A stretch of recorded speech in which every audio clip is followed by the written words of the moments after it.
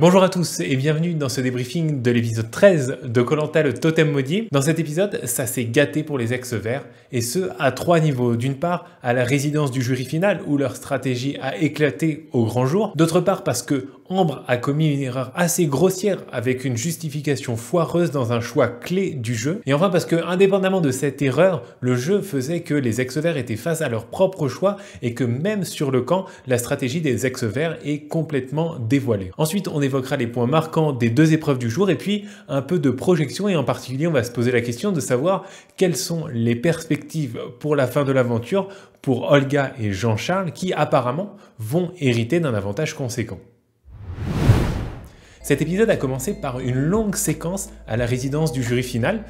On a vu que c'était un peu l'inverse du dernier conseil, c'est-à-dire que c'est deux rouges qui sortent d'un coup et du coup, tout le monde est content, sauf Pauline évidemment, qui est même en train de pleurer en facecam, alors que elle, ça fait un petit moment qu'elle est plus dans le jeu, donc très émotive. Mais le renversement de situation est bien plus profond, puisque Loana a clairement fait passer Ambre et François pour des traîtres. Ils ont discuté en longueur de cette trahison de leur ancienne alliance d'ex-verts, et Loana a musclé un peu son discours, parce qu'on avait vu au moment où elle est sortie, après s'être fait éliminer, donc juste avant de quitter le conseil, elle disait c'est un petit peu un couteau dans le dos, elle hésitait. Là maintenant on a l'impression que c'est devenu très clair pour elle, elle a eu le temps d'y réfléchir un petit peu, c'est un coup de poignard dans le dos et elle ne se prive pas de prévenir tout le monde à la résidence du jury final qu'elle s'est faite complètement trahir. Deuxième problème pour les ex-verts à la résidence, c'est Yannick et Anne-Sophie qui apprennent une bonne fois pour toutes que Nicolas a été agent double depuis le début et Yannick il n'en revient pas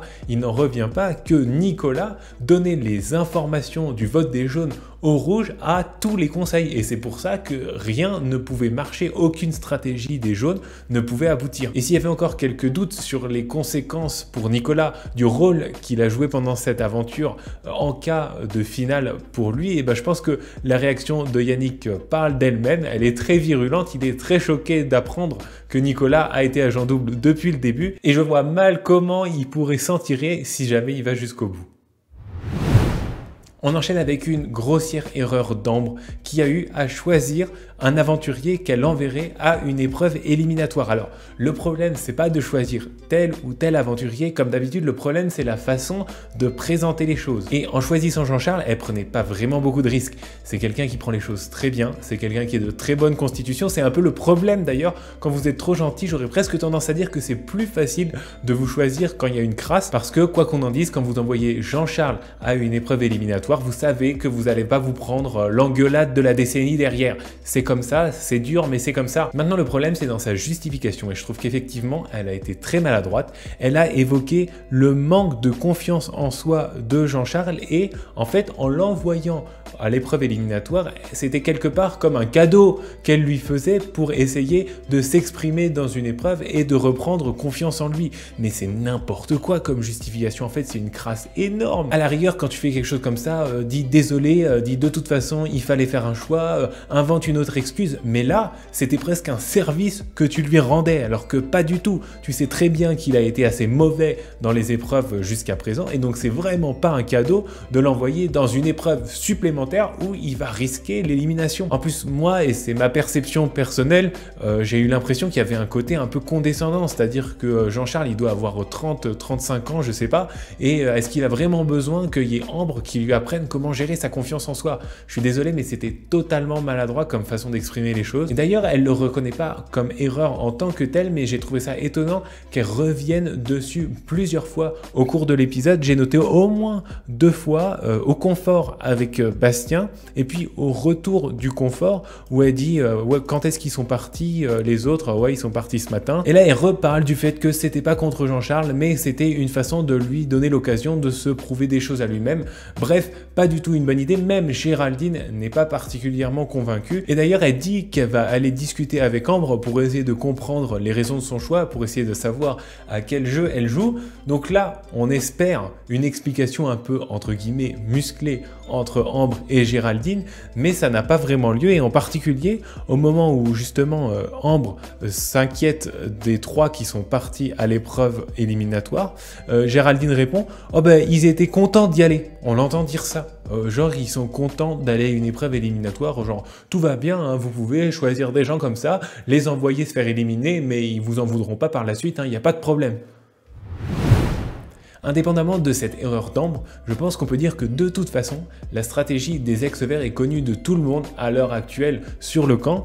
Fouzi et Jean-Charles ne sont pas dupes, hein. Les 3 étaient en danger même s'ils n'étaient pas allés à l'épreuve éliminatoire, que ce soit Fouzi, Jean-Charles ou Olga. Et alors c'est assez marrant parce qu'on voit que Fouzi s'inquiète un peu de ça, je sais plus avec qui il discute, peut-être c'est Jean-Charles qui est à côté de lui allongé sur la plage, et en fait on voit Nicolas qui se mêle un peu de ce qu'il regarde pas et qui dit oui de toute façon c'est pas grave, faut vous concentrer sur cette épreuve, enfin bref, il dit des trucs complètement inutiles. Et alors ce qui est assez marrant c'est que Fouzi n'est pas dupe et Fouzi l'explique en facecam, et j'aime beaucoup quand les candidats expliquent quelque chose qui s'est passé comme ça en facecam de manière aussi claire. Il dit Nicolas il parle mais ça sert à rien quoi ce qu'il dit, et en plus il nous gratifie d'une petite imitation de l'accent de Nicolas en se marrant, et ça m'a bien fait plaisir ça, une facecam vraiment sincère et puis expressive quoi. On avait l'impression que ça le faisait bien rire de voir Nicolas essayer de combler le vide alors qu'il n'y avait pas de vide à combler,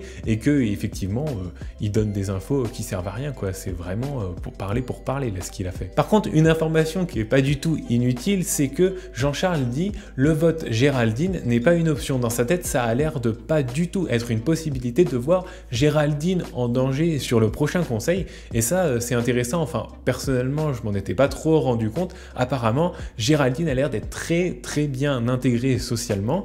Ça explique d'ailleurs qu'il y a eu, il me semble, jusqu'à présent aucun vote contre elle, alors que bon c'est pas forcément la candidate la plus forte non plus, mais elle a l'air d'avoir un très bon social. Et ça pourrait aussi expliquer le fait que quand il s'agit d'aller voir Ambre pour lui demander ce qu'elle est en train de manigancer avec son choix pour l'épreuve éliminatoire, et ben en fait elle est pas très virulente parce que elle se sent bien avec Ambre et François, elle a pas de problème et elle sait que c'est un camp safe pour aller plus loin dans l'aventure. Le moment est venu de la petite pause rituelle. Si vous appréciez le contenu de cette vidéo, n'hésitez pas à liker, commenter, partager et vous abonner. Il y a une petite progression de l'intérêt pour cette chaîne ces derniers temps avec quelques nouveaux abonnés, bienvenue à vous d'ailleurs, et puis une augmentation du nombre de vues par rapport aux vidéos précédentes. Donc merci beaucoup, ça fait plaisir, et si vous voulez manifester à nouveau votre intérêt pour cette chaîne, surtout, n'hésitez pas. Quelques détails sur les différentes épreuves de cet épisode que j'ai pu relever.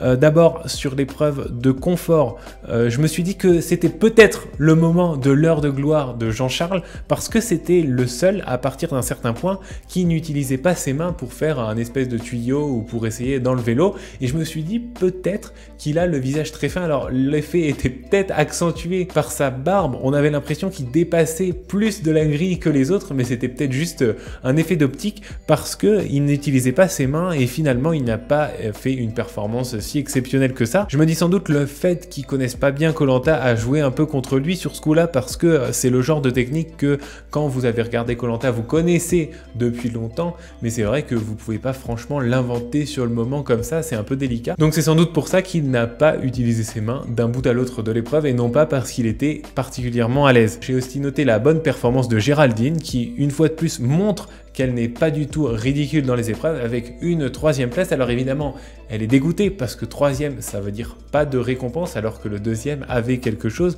Donc voilà, il y a un mouvement de rage au moment où elle voit qu'elle a terminé 3e. Toujours est-il que je tenais à montrer qu'elle n'était pas uniquement forte en social. Et puis, superbe finale entre Bastien et Ambre, et surtout Bastien extraordinaire avec plusieurs apnées. Et c'est assez incroyable parce que c'est assez rare en fait comme technique de faire une longue apnée. Quand quelqu'un en général fait une apnée, ça veut dire qu'il tente, c'est le sprint final pour lui on va dire, et il espère que le candidat à côté va craquer avant et va boire la tasse en gros. Là Bastien, sa technique c'était de faire plusieurs apnées, donc on en voyait une, on se dit c'est la dernière, et c'est la dernière, est-ce que Ambre va arrêter? Non, Ambre continue, et hop, Bastien se remet en position et reprend de l'air, et ça faisait des feintes, ça faisait beaucoup de suspense en tout cas pour ma part. Moi je le voyais pas du tout gagner par rapport à Ambre qui était statique et qui à côté paraissait imperturbable, et donc du coup c'était une une belle surprise pour moi dans cette épreuve. Concernant l'épreuve éliminatoire, maintenant une épreuve bien connue, il fallait faire une pile de boules et de supports et on peut dire que l'issue de cette épreuve a été relativement logique. Tout d'abord parce qu'Olga paraissait plus à l'aise, ce qui est assez cohérent aussi, elle est danseuse, donc au niveau de l'équilibre, elle doit avoir certaines facilités, c'est indéniable. Et puis pareil, entre Jean-Charles et Fouzi, alors les deux ont mis énormément de temps, plus d'1 heure pour arriver à faire la pile de 4 boules, mais on voyait Jean-Charles légèrement plus à l'aise depuis le début. Il est d'ailleurs le seul à avoir réussi à atteindre 3 boules et un support, si je ne me trompe pas. La première fois, c'était tout de guingois et c'est tombé direct, et puis la deuxième fois, c'était beaucoup plus droit et il a réussi à terminer l'épreuve. On va parler un petit peu de la suite de l'aventure maintenant, et il semblerait qu'Olga et Jean-Charles, après avoir été mis en difficulté à cause de l'épreuve éliminatoire, vont hériter d'un avantage décisif grâce à un coffre dont le contenu sera révélé dans le prochain épisode. Alors, en apparence, ça pourrait être la rédemption d'Olga et Jean-Charles pour plusieurs raisons. D'une part, c'est qu'ils ont conscience d'être en danger, donc ça, c'est le premier élément pour commencer à mettre des choses en place pour se sauver. C'était pas forcément le cas jusqu'à présent. Ils ont conscience de la stratégie des ex-verts, on l'a vu. Ensuite, ils vont hériter d'un avantage décisif, je l'ai dit, le fameux coffre, à voir si c'est vraiment un avantage important qui va leur permettre de retourner le cours du jeu. Et puis, ils ont tous les deux du temps, tout seuls, ensemble, pour se mettre d'accord. Ils ont le temps de discuter, ils ont le temps d'échanger sur leurs ressentis, et donc peut-être que Jean-Charles tout seul, il n'aurait pas trop pu avoir une vision d'ensemble, peut-être qu'Olga tout seul, elle n'aurait pas réussi non plus, mais à deux, sans les autres pour écouter, peut-être qu'ils vont réussir à tisser des liens et à s'entendre pour mettre au point un plan de contre-attaque. Maintenant, ça c'est en théorie, parce que si on regarde en face, ils ont quand même des avantages non négligeables. D'abord, Nicolas a hérité d'un vote noir un peu miraculeux, donc il aura 2 bulletins au prochain conseil. Ensuite, Bastien, qui, grâce à sa victoire à l'épreuve de confort, a hérité d'une immunité qu'il peut transférer à qui il veut, donc c'est encore mieux qu'une immunité classique. Et puis, dans les atouts des ex-verts, il y a aussi une certaine loyauté de Géraldine qui a été sauvée par les ex-verts au conseil précédent et qui, comme je l'ai dit plusieurs fois au cours de cette vidéo, ne semble pas dans des dispositions de rébellion particulière. Au contraire, elle semble bien docile et bien contente d'avoir rejoint ce groupe des ex-verts. En plus, Bastien a dit en facecam, je crois, pendant le confort, que lors de l'épreuve éliminatoire, il aimerait bien voir sortir Olga. Or, Olga n'est pas sortie, donc on peut imaginer qu'il n'aura aucun scrupule à voter Olga, c'est le vote tout trouvé pour lui. Ensuite, Nicolas nous dit que le meilleur cas de figure pour lui, c'est le cas où Olga et Jean-Charles se tireraient d'affaire dans cette épreuve éliminatoire, parce que Olga est une de ses alliées et Jean-Charles peut servir de fusible et on peut le faire sauter au prochain conseil en gros. Qu'est-ce qui s'est passé? Olga et Jean-Charles sont sortis de l'épreuve éliminatoire, donc le scénario parfait pour Nicolas. On peut donc en déduire que Olga est plus ou moins alliée avec Nicolas, et puis on voit aussi qu'elle a certains liens avec François. Elle était très contente d'être avec François en binôme, ils ont gagné l'immunité ensemble et au moment de partir à l'épreuve éliminatoire, c'était des embrassades hyper chaleureuses, donc a priori elle s'entend très bien avec François. Bref, ça fait énormément d'éléments qui montrent que ça va être compliqué de mettre en place une contre-attaque sérieuse à seulement 2 avec des alliances et des affinités aussi compliquées, aussi peu claires. Alors certes, ils sont tous les deux ensemble avec leur avantage décisif qu'on ne connaît pas encore, mais si vous regardez ceux qui sont restés sur le camp, la situation elle est extrêmement claire. Il y en a 5 sur le camp, il y a 5 places à l'orientation, donc François, Ambre, Nicolas, les 3 ex-verts, plus Géraldine et Bastien qui s'entendent tous les deux très bien avec les 3 ex-verts. On voit vraiment pas pourquoi ils bougeraient en fait. Quel est l'intérêt de faire un coup de Trafalgar maintenant pour Bastien et Géraldine?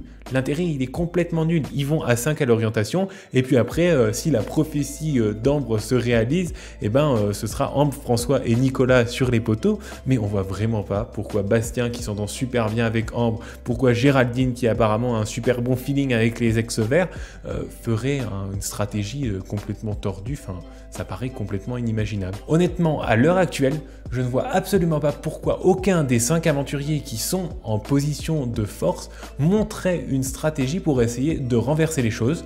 On verra si l'épisode de la semaine prochaine me donne raison ou me donne tort.